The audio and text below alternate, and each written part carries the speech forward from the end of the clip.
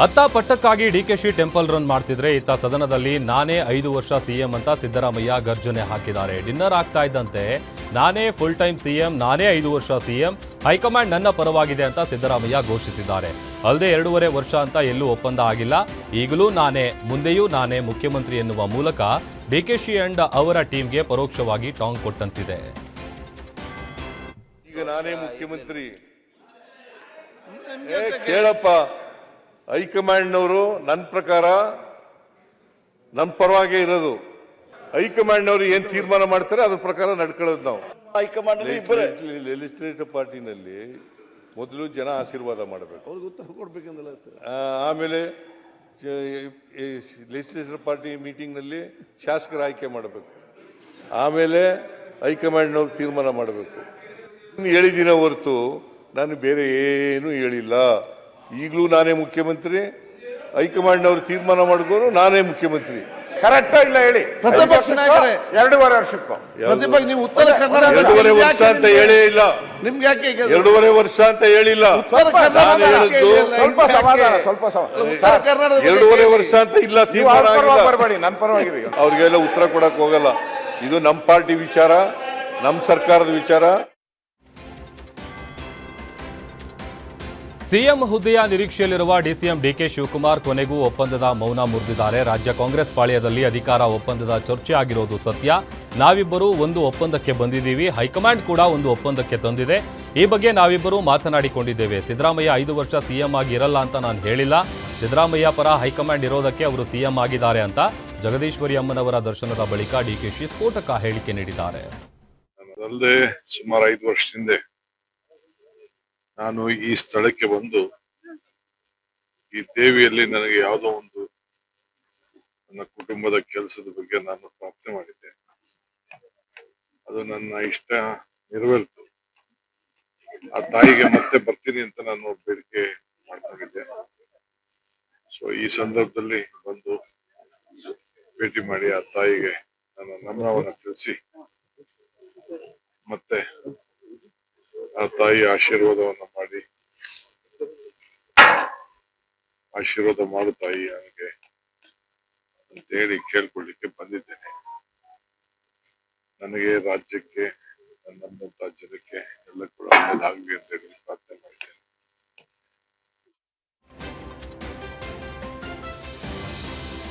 ಬೆಳಗಾವಿಯ ಚಳಿಗಾಲದ ಅಧಿವೇಶನದಲ್ಲಿ ಮತ್ತೆ ಕುರ್ಚಿ ಪಾಲಿಟಿಕ್ಸ್ ಚರ್ಚೆಯಾಗಿದೆ. 5 ವರ್ಷ ನೀವೇ ಸಿಎಂ ಅಂತ ನಮಗೆ ಈಗ ಗೊತ್ತಾಯಿತು ಅಂತ ವಿಧಾನಸಭೆಯಲ್ಲಿ ಸಿಎಂಗೆ ಯತ್ನಾಳ್ ಕಿಚಾಯಿಸಿದ್ದಾರೆ. ಈ ವೇಳೆ ಯತ್ನಾಳ್, ನಿಮಗೆ ಬಹಳ ಸಂಶಯಗಳಿದ್ವು, ಹಾಗಾಗಿ ನಿಮ್ಮನ್ನ ಪಕ್ಷದಿಂದ ಹೊರಗೆ ಹಾಕಿದ್ರು ಅಂತ ಸಿದ್ದರಾಮಯ್ಯ ತಿರುಗೇಟು ನೀಡಿದ್ರು. ಆಗ ಯತ್ನಾಳ್, ನನ್ನನ್ನ ಹೊರಗೆ ಹಾಕಿರಬಹುದು, ಜನ ನನ್ನ ಜೊತೆಗಿದ್ದಾರೆ ಅಂತ ಉತ್ತರ ಕೊಟ್ಟಿದ್ದಾರೆ. ಮುಖ್ಯಮಂತ್ರಿಗಳು 5 ವರ್ಷ ಪೂರ್ತಿ ಮುಖ್ಯಮಂತ್ರಿಗಳು 5 ವರ್ಷ ಪೂರ್ಣ ಮಾಡ್ತಾರೋ ಅಥವಾ ಇವತ್ತು ಎಲ್ಲರಿಗೂ ಅಭಿನಂದನೆ ಧನ್ಯವಾದ ಹೇಳೋದು ನೋಡಿದ್ರೆ ವಿದಾಯ ಮಾಡ್ತಾರೋ ಅನ್ನೋಂತ ಸಂಶಯ ಇವತ್ತು ಬರ್ತಾ ಇದೆ. ಯತ್ನಾಳ್ ಅವರೇ, ಉತ್ತರ ಕರ್ನಾಟಕ ಉತ್ತರ ಈಗ ಅವ್ರಿಗೆ ಸಂಶಯಗಳು ಏನೇನೋ ಇದ್ದಾವೆ ಪಾಪ, ಅದಕ್ಕೆ ತೆಗೆದಾಕ್ಬಿಟ್ರು ನಿಮ್ಗೆ ಪಕ್ಷದಿಂದ ತೆಗೆದಾಕಿತ್ತು. ಅದಕ್ಕೋಸ್ಕರ ನನಗೂ ಹೊರಗೆ ಹಾಕ್ಯಾರ, ನಿಮ್ಮನ್ನೂ ಹೊರಗೆ ಹಾಕ್ಯಾರ. ಸಂಶಯಗಳ ಮೇಲೆ ಅದ್ರ ಬಗ್ಗೆ ಚರ್ಚೆನೆ ಮಾಡ್ಬೇಡ್ರಿ. ಹೊರಗೆ ಹಾಕದವ್ರಿಗೆ ಏನೂ ಅನ್ಯಾಯ ಆಗೋದಿಲ್ಲ. ನೀವ್ ಹೇಳದ್ರಲ್ಲ, ಹೇಳಲ್ಲ, ಜನ ಜೊತೆಗಿದ್ದಾಗ ನಿಮ್ಮನ್ನು ಕುತಂತ್ರದಿಂದ ಹೊರಗೆ ಹಾಕಿದ್ರು. ಇವತ್ತು ಮುಖ್ಯಮಂತ್ರಿ ಆಗಿರಲ್ಲೋ, ಹಂಗ ನಡೀತದ. ಅವೆಲ್ಲ ರಾಜಕಾರಣದಾಗ ರಾಜಕಾರಣದಲ್ಲಿ ಅವೆಲ್ಲ ಇರ್ತವೆ, ಆದ್ರೆ ಸಂಶಯ ಇಟ್ಕೋಬೇಡಿ ಅಷ್ಟೇ. ಸಂಶಯ ಇಟ್ಕೋಬೇಡಕ್ಕೆ ಹೋಗಬೇಡಿ. ಇವತ್ತು ಕ್ಲಿಯರ್ ಆಯ್ತು ಅಧ್ಯಕ್ಷರೇ. ಸಿಎಂ ಸಿದ್ದರಾಮಯ್ಯನವರು 5 ವರ್ಷ ಪೂರ್ತಿ ಮುಗಿಸ್ತಾರೆ ಅಂತ ಸಂದೇಶ ಕೊಟ್ಟ. ಮುಖ್ಯಮಂತ್ರಿಗಳು 5 ವರ್ಷ ಪೂರ್ತಿ ಮುಖ್ಯಮಂತ್ರಿಗಳು 5 ವರ್ಷ ಪೂರ್ಣ ಮಾಡ್ತಾರೋ ಅಥವಾ ಇವತ್ತು ಎಲ್ಲರಿಗೂ ಅಭಿನಂದನೆ ಧನ್ಯವಾದ ಹೇಳೋದು ನೋಡಿದ್ರೆ ವಿದಾಯ ಮಾಡ್ತಾರೋ ಅನ್ನೋಂತ ಸಂಶಯ ಇವತ್ತು ಬರ್ತಾ ಇದೆ. ಯತ್ನಾಳ್ ಅವರೇ, ಉತ್ತರ ಕರ್ನಾಟಕ ಉತ್ತರ ಈಗ ಅವ್ರಿಗೆ ಸಂಶಯಗಳು ಏನೇನೋ ಇದ್ದಾವೆ ಪಾಪ.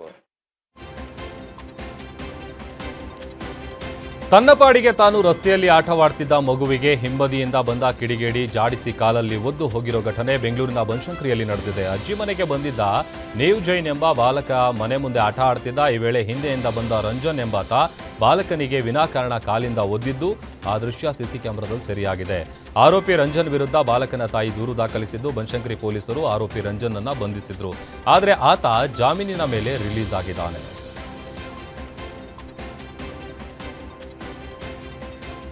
ಸೋರಿಯಾಸಿಸ್ ಕಾಯಿಲೆಗೆ ಚಿಕಿತ್ಸೆ ಕೊಡ್ತೀನಿ ಅಂತ ಬಂದಿದ್ದ ನಕಲಿ ಡಾಕ್ಟರ್ ಮಹಿಳೆಯ ಜೀವವನ್ನೇ ತೆಗೆದ ಘಟನೆ ದೇವನಹಳ್ಳಿ ತಾಲೂಕಿನ ಜುಟ್ಟನಹಳ್ಳಿ ಗ್ರಾಮದಲ್ಲಿ ನಡೆದಿದೆ. ನಕಲಿ ವೈದ್ಯ ಮಲ್ಲೇಶ್ 49 ವರ್ಷದ ಮಹಿಳೆ ಸತ್ಯಾವತಿಗೆ ಒಂದೇ ದಿನ ಡಬಲ್ ಡೋಸ್ ಇಂಜೆಕ್ಷನ್ ಕೊಟ್ಟಿದ್ದು ಆಕೆ ದೇಹ ತಣ್ಣಗಾಗ್ತಿದ್ದಂತೆ ಅಲ್ಲಿಂದ ಕಾಲ್ಕಿತ್ತಿದ್ದಾನೆ. ಇದನ್ನ ಪ್ರಶ್ನಿಸಿದ್ರೆ 6 ಗಂಟೆ ನಂತರ ಪ್ರಜ್ಞೆ ಬರುತ್ತೆ ಅಂದಿದ್ದಂತೆ ಮನೆಯವರಿಗೆ ಅನುಮಾನ ಬಂದು ಆಸ್ಪತ್ರೆಗೆ ಕರ್ಕೊಂಡು ಹೋದಾಗ ಆಕೆ ಮೃತಪಟ್ಟಿರುವುದನ್ನ ವೈದ್ಯರು ಖಚಿತಪಡಿಸಿದ್ದಾರೆ. ಈ ಸುದ್ದಿ ಕೇಳಿ ಕುಟುಂಬಸ್ಥರ ಆಕ್ರಂದನ ಮುಗಿಲು ಮುಟ್ಟಿದೆ. ವಿಶ್ವನಾಥಪುರ ಠಾಣಾ ಪೊಲೀಸರು ನಕಲಿ ವೈದ್ಯ ಮಲ್ಲೇಶ್ನನ್ನ ಸದ್ಯ ಅರೆಸ್ಟ್ ಮಾಡಿ ಜೈಲಿಗಟ್ಟಿದ್ದಾರೆ. ಚಲಿಸುತ್ತಿದ್ದ ರೈಲು ಹತ್ತಲು ಹೋಗಿ ವ್ಯಕ್ತಿ ಆಯ ತಪ್ಪಿ ಬಿದ್ದಿದ್ದು ಸ್ಟೇಷನ್ ಮಾಸ್ಟರ್ನ ಸಮಯ ಪ್ರಜ್ಞೆಯಿಂದ ಪ್ರಯಾಣಿಕ ಪಾರಾಗಿದ್ದಾನೆ. ಘಟನೆಯು ಪಾಂಡವಪುರ ರೈಲ್ವೆ ನಿಲ್ದಾಣದಲ್ಲಿ ನಡೆದಿದೆ. ಚಲಿಸ್ತಾ ಇದ್ದ ರೈಲು ಹತ್ತುವಾಗ ಆಯ ತಪ್ಪಿ ಬಿದ್ದ ಪ್ರಯಾಣಿಕನನ್ನ ಸ್ಟೇಷನ್ ಮಾಸ್ಟರ್ ಅಭಿಜಿತ್ ತಕ್ಷಣವೇ ರಕ್ಷಣೆಗೆ ಧಾವಿಸಿ ಆತನನ್ನ ರಕ್ಷಿಸಿದ್ದಾರೆ.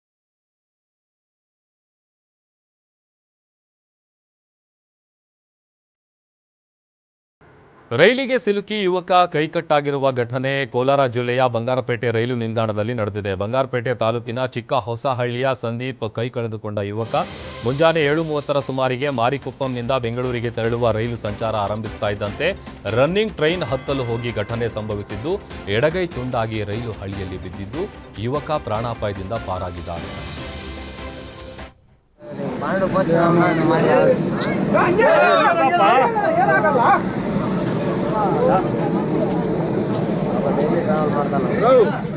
ಜಾಕೆಟ್ ಹಾಕೋದ್ರ ಮೇಲೆ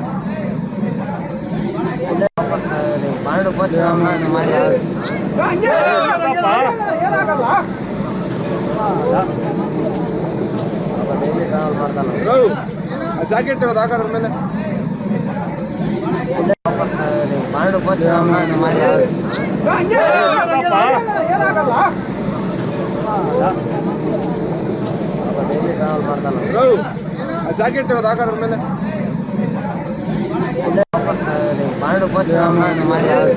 ಜಾಕೆಟ್ ಹಾಕೋದ್ರ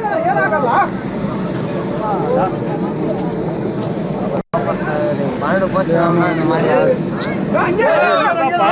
ಏನಾಗಲ್ಲ